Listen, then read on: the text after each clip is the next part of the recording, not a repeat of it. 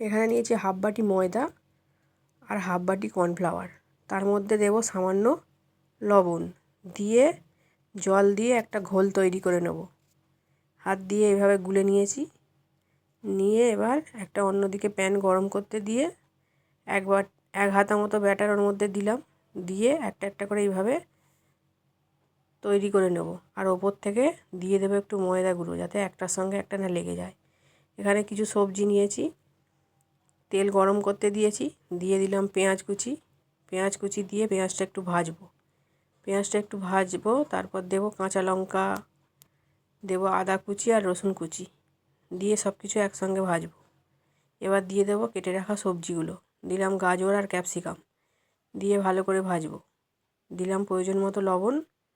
এবার দিয়ে দেবো কিমা করে রাখা কিছুটা চিকেন, ওই ছোটো ছোটো করে কেটে রেখেছিলাম, সেগুলো দিয়ে এবার ভালো করে মেশাবো। দিলাম একটু লবণ, একটু গোলমরিচ, একটু জিরে গুঁড়ো, দিয়ে সব কিছু ভালো করে ঢাকা দিয়ে ভাজবো। তারপর দিয়ে দিলাম একটু বাঁধাকপি কুচি, দিয়ে বাঁধাকপিটা ওর সঙ্গে মেশাবো। ভালো করে মেশানো হয়ে গেলে ওপর থেকে ধনেপাতা কুচি ছড়িয়ে তারপর দেবো একটু সয়া সস, একটু টমেটো সস, দিয়ে ভালো করে মিশিয়ে নেব। মেশানো হয়ে গেলে এবার একটা পাত্রে ঢেলে ঠান্ডা করে নেব।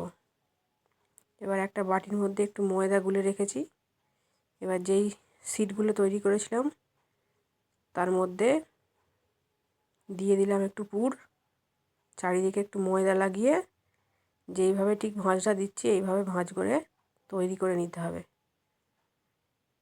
একটা একটা করে এইভাবে সব আমি রেডি করে নিয়েছি। এবার রেডি করে নিয়ে অন্যদিকে কড়াইতে তেল গরম করতে দিয়েছি। এবার তেল গরম হয়ে গেলে একটা একটা করে ছেড়ে দিয়ে প্রথমে হালকা আঁচে ভাজবো, তারপর একটু ভালো করে ভাজবো। তৈরি হয়ে গেল আমার চিকেন স্প্রিং রোল।